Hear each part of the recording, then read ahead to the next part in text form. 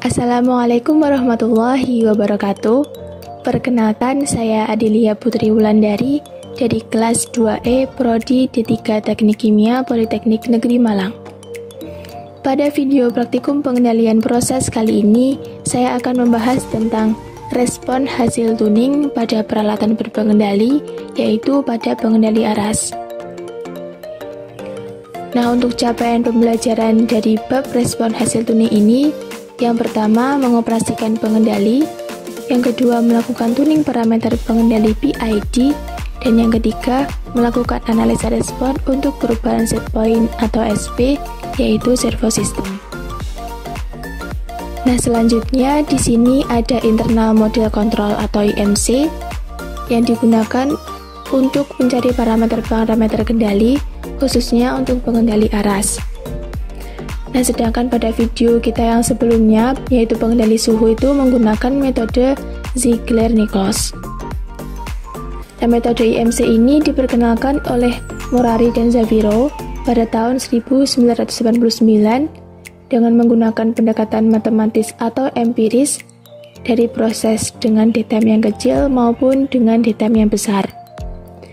Nah, untuk parameter yang harus kita tentukan terlebih dahulu, yaitu ada KP, ada TO, ada TODI jika ada, lalu ada TOSI yang bisa dicari dengan rumus TOSI sama dengan 0,5 dikali TO plus TODI jika ada datamnya, atau bisa juga dengan TO dibagi dengan 3 jika tidak ada datamnya. Nah, sesuai dengan bentuk fungsi transfernya, kita bisa mencari nilai parameter-parameternya. Dan jika ada datamnya atau yang menggunakan PI controller, maka untuk mencari KC-nya menggunakan persamaan yang ini. 1 per KP dikali TO per TOSI. Untuk integral time atau TOI-nya sama dengan nilai dari TO, dan untuk nilai derivatif time atau TODI-nya tidak ada. Sedangkan untuk yang ada di time-nya atau yang menggunakan PID controller, KC-nya sama dengan 1 per KP dikali TO plus TODI per 2 per TOSI plus TODI per 2. Untuk TOI-nya dapat dicari dengan TO plus TODI per 2, dan untuk TODI-nya TO dikali TODI per 2 TO plus TODI. Nah, selanjutnya di sini ada fungsi transfer dan parameter tuning. Sudah kita dapatkan data hasil pengamatan fungsi transfer. Yang ini ada KP 1,3325, ada TO atau TOPI-nya 1,3 menit. Untuk TODI atau datamnya 0 atau tidak ada. Lalu untuk TOSI-nya menggunakan rumus yang tadi, menggunakan TO atau TOPI dibagi dengan 3, jadi sepertiga ini dibagi dengan 3, hasilnya 0,4333 menit. Nah, dari data tadi karena tidak ada datamnya, maka kita bisa menentukan parameter pengendalinya menggunakan persamaan fungsi transfer yang atas ini, yang KP per TOS plus 1. Nah, yang pertama untuk mencari nilai PB, persamaannya yaitu 100 dibagi dengan nilai KC-nya, di mana nilai KC-nya dapat diketahui melalui persamaan ini. 1 per KP dikalikan dengan TO per TOSI. Jadi, 1 dibagi dengan KP-nya yaitu 1,3325 dikalikan dengan TO-nya 1,3 menit dibagi dengan TOSI 0,433 menit, diperoleh hasil atau nilai 2,2514. Nah, lalu kita bisa cari nilai PB-nya, yaitu 100 dibagi dengan KC-nya tadi, diperoleh 44,4166. Lalu untuk nilai TOI-nya sama dengan nilai TO atau TOPI, yaitu 1,3, dan untuk nilai TODI-nya 0 atau 0. Nah, di sini sudah ada data hasil pengamatan tuning.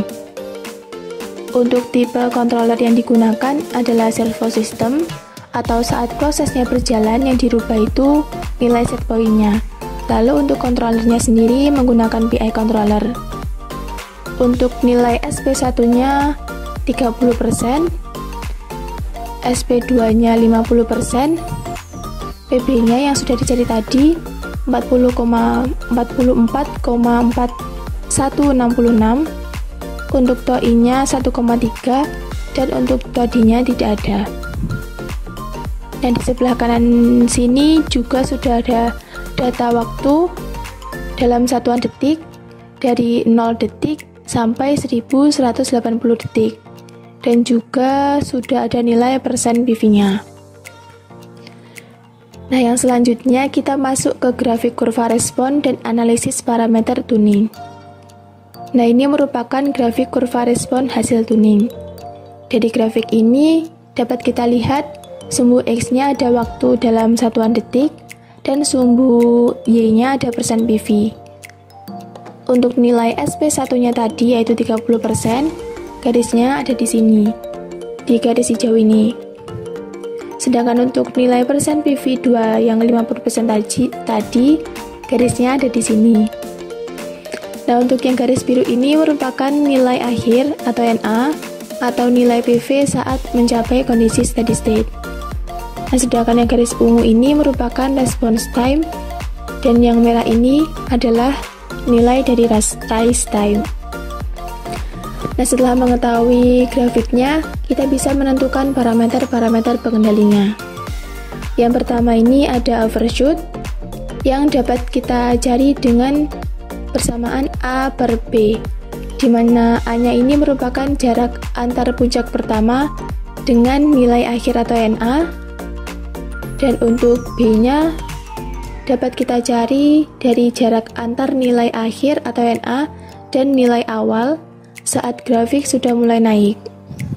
Nah, karena di sini nilai puncak pertamanya tidak mencapai nilai akhir atau tidak mencapai kondisi saat steady state, jadi untuk nilai A-nya tidak bisa dihitung atau dianggap 0.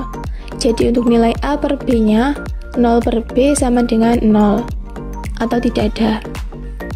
Nah, lalu yang selanjutnya ada decay ratio dengan persamaan C per A, di mana C-nya ini merupakan jarak puncak kedua sampai nilai akhir. Dan nilai A-nya sama seperti yang tadi, jarak antar puncak pertama dengan nilai akhir, sehingga dihasilkan nilai 0, karena pada puncak pertama maupun keduanya tidak mencapai kondisi steady state juga. Lalu yang ketiga ini ada peak time, atau waktu yang dibutuhkan untuk mencapai puncak tertinggi yang biasanya terdapat di puncak pertama, dimana karena puncak pertamanya tidak mencapai NA atau saat kondisi steady state, maka nilainya sama dengan 0. Kemudian ada rise time, waktu pertama kali grafik ini mencapai keadaan steady state.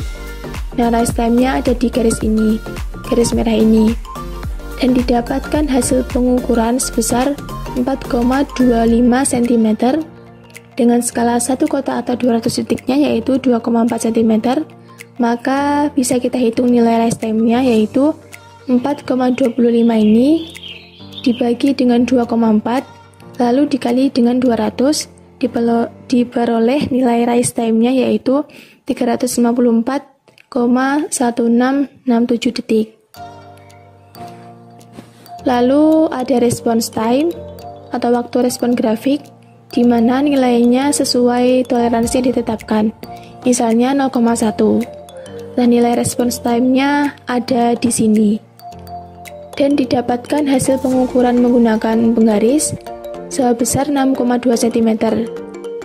Dan didapat hasil dalam detiknya 6,2 cm dibagi dengan 2,4 cm ini dikalikan dengan skalanya 200 detik, diperoleh nilai response time yaitu 56,6667 detik. Lalu ada ini period of oscillation atau jarak antar puncak pertama dan kedua. Nah, karena pada puncak pertama dan keduanya tadi tidak mencapai nilai akhir atau nilai steady state, maka nilai period of oscillation-nya yaitu tidak ada. Dan yang terakhir ada offset yang diperoleh dari nilai SP2 dikurangi dengan nilai akhir, di mana SP2-nya ini yaitu 50% yang sudah diketahui tadi, dan NA atau PV-nya yaitu 50,1%. Jadi didapat nilai offsetnya 50 dikurangi dengan 50,1 sama dengan minus 0,1%. Nah, itu tadi penjelasan tentang respon hasil tuning sistem closed loop pada pengendali aras.